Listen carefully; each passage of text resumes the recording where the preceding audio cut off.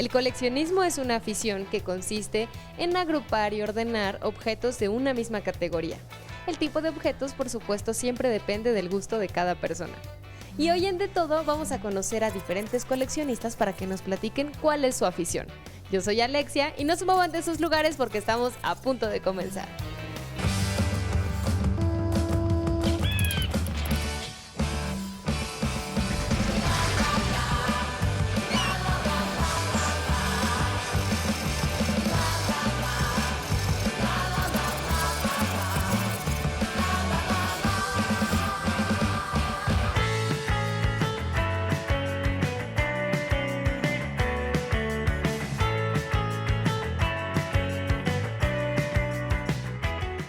Yo creo que para hablar de coleccionismo tendríamos primero que saber concretamente qué es el coleccionismo o quién es un coleccionista. Bueno, mi experiencia propia es, mis papás nunca coleccionaron nada, pero sí tenían una cosa que era, cuidaban mucho las cosas y no tiraban nada. La tienda de mis papás era una especie de papelería y juguetería. Teníamos bodegas. Ahí sí hubo un consejo de mis papás, me dijeron, México tan bonito, porque eso lo tuvo desde que llegó en el barco y establecieron la tienda, me dice, México se va a desaparecer. Y entonces yo decía, ¿cómo que se va a desaparecer? Sí, están pasando muchos cambios políticos en México que lo más probable es que desaparezca. Entonces, cuando me preguntan eso, yo siempre les digo, yo empecé a coleccionar lo que me hacía feliz y lo que nunca quise que se perdiera. Entonces, ¿qué era eso? Eran las cosas de la calle, los juguetes sencillos. Y entonces yo empecé a acumular. El apoyo de los padres es vital. Tener espacio y bodegas es vital y tener una disciplina también es muy importante. Y empecé a juntar cosas y ahí sí al principio era juntar, acumular. Pero llega un momento en que si la colección no se estudia y si no estudia uno lo que está haciendo, cae uno en un acumulador. La línea entre un coleccionista y una enfermedad que es la esquizofrenia es una hoja de papel. Y yo eso sí tuve ese cuidado de tratar de estudiar de qué se trataba el juntar las cosas. Más que una colección, se volvió una especie de archivo enciclopédico de la vida de México entre los años 20 y 70. Originalmente no empecé coleccionando antigüedades, sino coleccionando lo que se vendía en las calles. Esta colonia Doctores era, y quizás a la fecha sigue siendo, después del centro histórico, la colonia más importante de la República Mexicana. Aquí había una cantidad de talleres que hacían cosas fenomenales, ¿no? Desde muebles hasta lo que se nos ocurriera, y muchos artesanos de la República venían y vendían sus cosas aquí en las banquetas. Eso es lo que yo empecé a juntar. Lo iba echando en cajas y lo mandaba a la bodega, como decir, esto se tiene que preservar, cosas muy sencillas, y así lo fui acumulando. Y lo que yo guardé es esa gran manufactura mexicana, y estos artículos que se hacían en México era para dar felicidad a la gente, para darle bienestar. Entonces eso es lo que yo junté, la época de oro de la historia de México.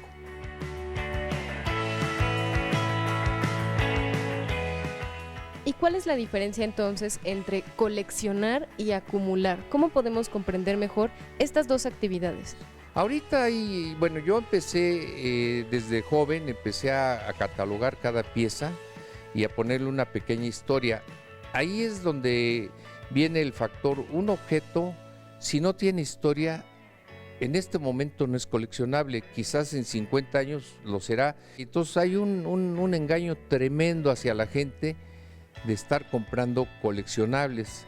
Tenemos esta muñeca que tenemos acá atrás, y que cada semana están sacando 10, 15 muñecas, y al mes 50, y al año 500, 600, y compre, y es una mercadotecnia de enganche que hay que tener mucho cuidado, porque si no se cae en un acumulamiento nada más, ¿no? Y tenerlas guardadas ahí en el closet y esperar a que dentro de 20 años valgan más.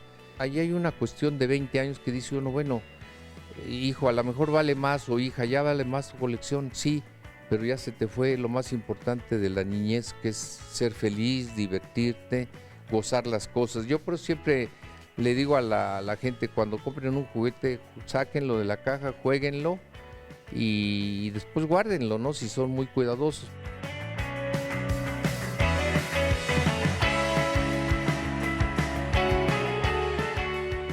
Son millones de piezas. ¿Cómo la has organizado? La colección, tengo este archivo digital y pieza por pieza se va registrando aquí con el número, la fecha, el país, el lugar donde la compré, el año estimado y a qué categoría pertenece, luego la descripción, los comentarios, el fabricante, el país, el color, material, la talla.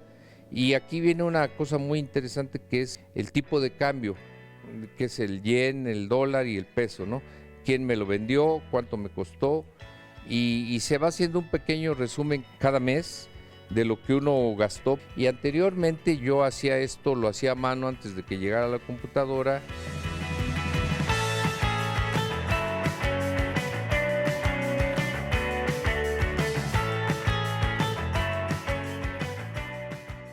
Lo más importante es la energía humana que lleva cada objeto, ¿no? El coleccionismo en sí implica mucha energía humana. Y esta colección tiene 60 años de energía, de recursos. Por azares del destino es la única colección de cultura popular mexicana del siglo XX, ¿no? Suena de verdad muy interesante, una verdadera vocación. Pero ¿qué les parece si antes de continuar me acompañan a conocer a un coleccionista de cámaras fotográficas antiguas?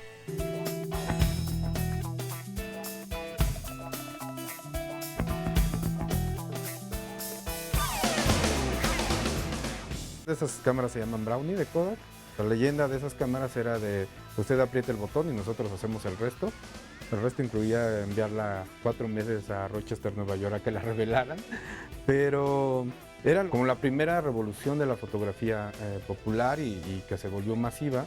Y sobre todo, una de las grandes evoluciones de las cámaras fue que el rollo ya se podría cargar fácilmente. O sea, el rollo era un negativo envuelto en papel que tenía mucho más seguridad para meterlo y rebobinarlo y cambiar las tomas.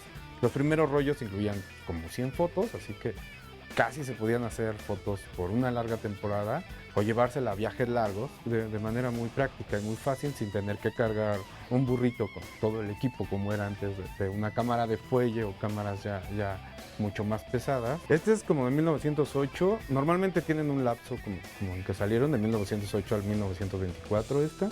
De hecho están hechas de madera y piel muy simple y algunas partes de metal, las menos. Y siguen funcionando, siguen haciendo fotos después de un siglo de historia, ¿no? Otra de mis cámaras favoritas y que además llego a usar todavía es la Rolleiflex, que es formato medio, 6x6. Esta cámara en especial es de 1936, me parece. Y son cámaras igual que tienen una nitidez muy buena. Además el negativo, al ser muy grande, digamos que también se equipara a una cámara de muchos megapíxeles y tienen muy buena calidad y muy buena resolución. Digamos que estas eran las cámaras profesionales de los 30s y 40s. Además el diseño son muy estéticas, son muy bonitas.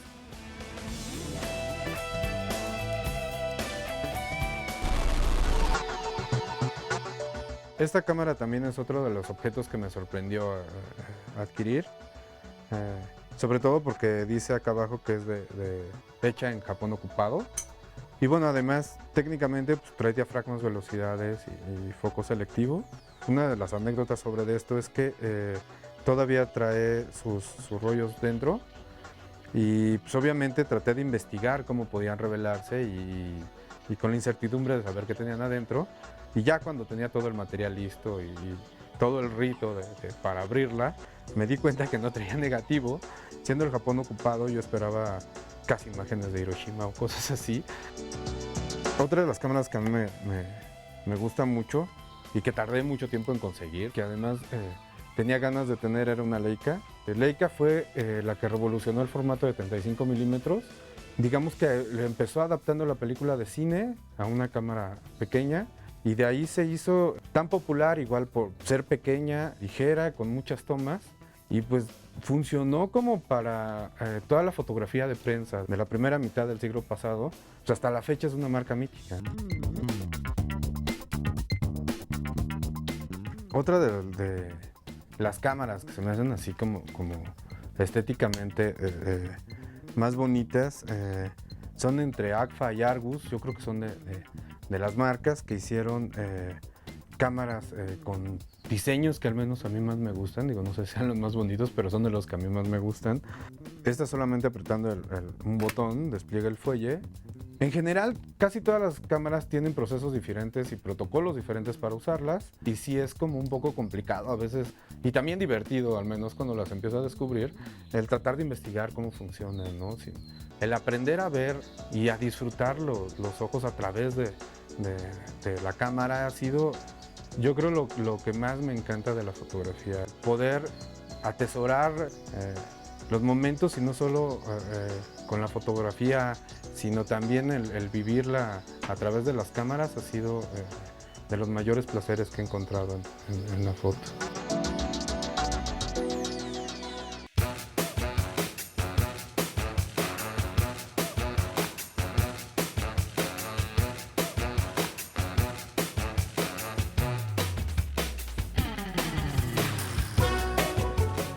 Roberto, nos platicabas que una de tus primeras colecciones, o mejor dicho, la primera, fue una colección de cochecitos. Y aquí en el museo hay un apartado donde podemos observar artículos que son la primera edición en cuanto a carritos de juguete.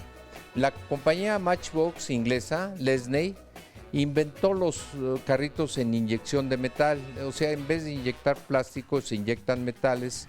Y creó esta línea de carritos que es la primera edición de Matchbox. Y al instante fueron un coleccionable. Matchbox originó en el mundo que la gente empezara a fijarse en coleccionar juguetes, y los juguetes, gracias también a ellos, pasaron de ser un bien de consumo a ser una arte aplicada, las artes aplicadas como los muebles o los objetos de decoración de las casas. Y esta colección para mí es muy emblemática porque este es el exhibidor original donde se vendían, en la tienda de mis papás, y aquí está la primera edición. Pero gracias a esto yo me enamoré del coleccionismo.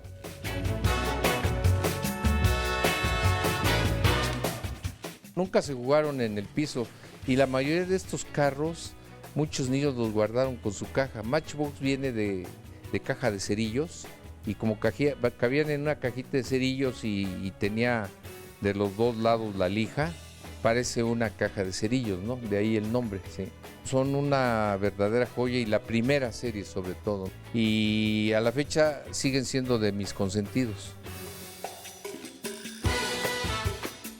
Yo creo que para los niños es muy importante tener un hobby, y el hobby del coleccionismo es muy necesario porque te da cultura, te da disciplina, te da orden, organización, te da cuidado, te enseña muchas cosas, y sobre todo los niños, pero necesitan mucha supervisión de los padres para no caer, te digo, en ser víctimas de un marketing. Yo en realidad creo que si volvieran a hacer, volvería a ser coleccionismo, pero a menos cantidad.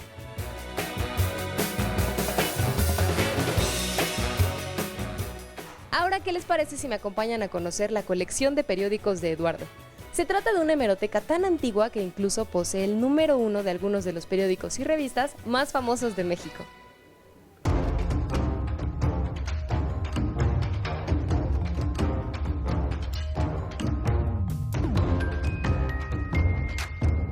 Mi afición surgió hace muchos años cuando estaba yo estudiando en el Tecnológico de México.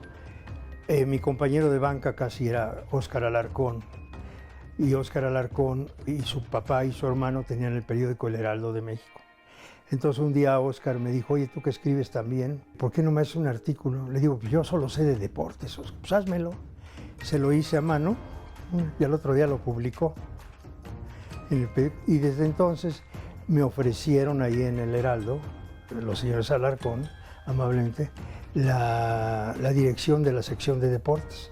Hubo un tiempo que yo, en 200 periódicos en la República, me publicaban mis artículos. A raíz de entonces empecé a coleccionar muchísimos periódicos.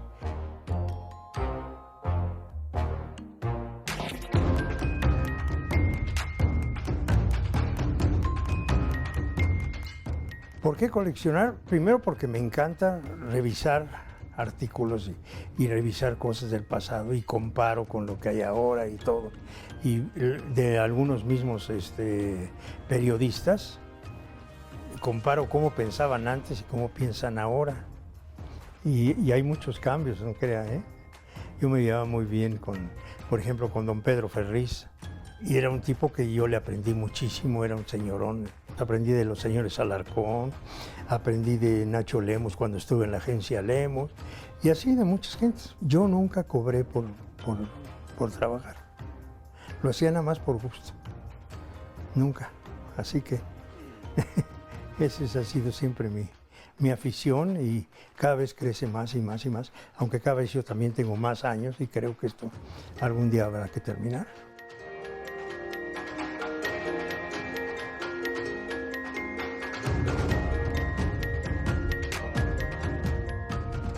Me encanta ser coleccionista de todo. Yo empecé con esto y luego también colecciono todos mis artículos y los voy juntando todo y lo tengo todo muy bien ordenado. En metros, yo creo que con 2,5 metros o 3 me crece la hemeroteca cada mes, de tanto que colecciono. Tengo unos periódicos que me encantan, tengo otros que pues, no son muy favoritos, pero ya los tengo coleccionados. Aquí tenemos la revista El Proceso, que también la tengo desde el número 1 y que es una colección de verdad valiosísima. Y aquí es el periódico Reforma, que también lo tengo desde el número 1 hasta la fecha. Reforma salió también en 1993.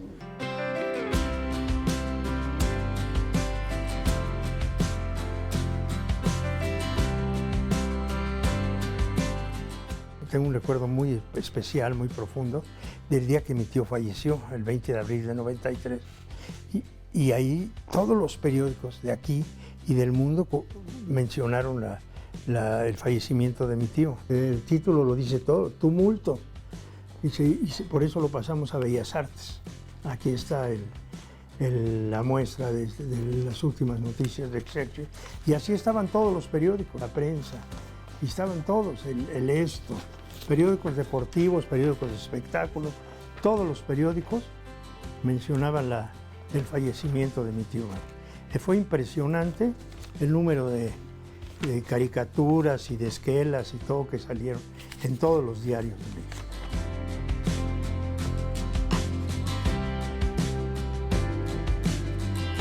Yo espero que mi familia la conserve, pero en caso de que no la conserven, yo le di instrucción a mi hijo que la donara, si es posible, a San Miguel de Allende, que es un pueblo mágico que yo adoro y que quiero muchísimo. Ojalá la acepten ahí, yo creo que sí la aceptarían ahí. Y si no, pues hay varias universidades que ya me la han pedido.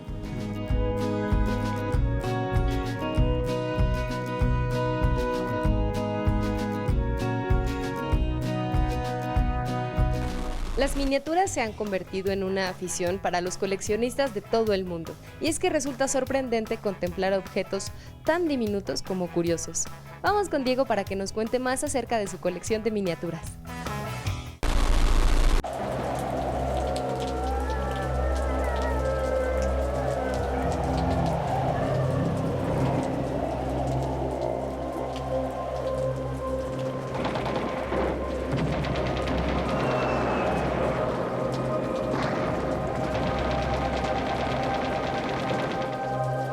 Hola, soy Diego Valencia y tengo 13 años. No seas mentiroso, tienes 14. Yo tengo el mejor hobby del mundo, es coleccionar miniaturas. Pues yo empecé con las miniaturas porque desde que soy muy chiquito me han gustado muchísimo los caballeros y los castillos medievales. Entonces un día mi papá me llevó a una tienda y estuve ahí viendo lo que había y me fascinó lo que encontré. Había muchos tipos de cosas fantasiosas, muchos monstruos. Caballeros y castillos, justo lo que a mí me gustaba, pero hecho miniatura. Entonces mi papá compró unos cuantos y empezamos a pintarlos y nos dimos cuenta de que era una cosa fascinante, en verdad. El mundo de las miniaturas es un mundo muy muy grande. Hay muchas empresas diferentes que hacen miniaturas y cada una se enfoca en cosas diferentes. Por ejemplo, unas hacen barcos, aviones, naves o cosas así. Y otras, las que a mí me gustan más, que se dedican a hacer personas o miniaturas singulares para crear ejércitos fantasiosos como medievales o inclusive ir más lejos y hacer como calacas o hombres lagarto o cosas así, que no es un simple avión que ya existió, es algo que tú le puedes meter más imaginación y más creatividad. Y a pesar de que son hechas en fábricas, la calidad que les ponen es muy muy grande y eso los hace muy padres. Las miniaturas son objetos que sí son un poco caros por el hecho de que son importados. Entonces hay veces que no puedo comprarme todas las miniaturas que me gustaría comprarme. Entonces pues a chambearle duro en la escuela y así mis papás me ayudan un poco con las finanzas.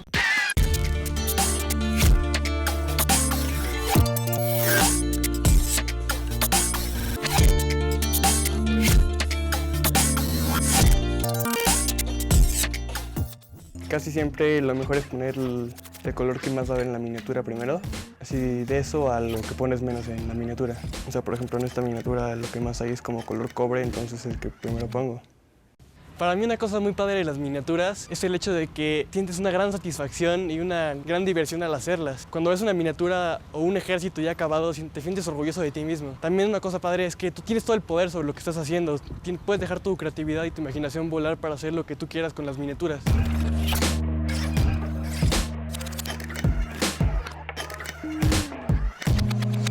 Las miniaturas son una parte muy grande de mi vida, representan mucho de mi ser. Creo que me gustaría seguir haciéndolas por algún tiempo. Soy Diego, y colecciono miniaturas. Es lo que me late, es lo que me prende. Constancia, disciplina, pasión, energía, memoria social, pero sobre todo historias de vida, es lo que guarda el coleccionismo.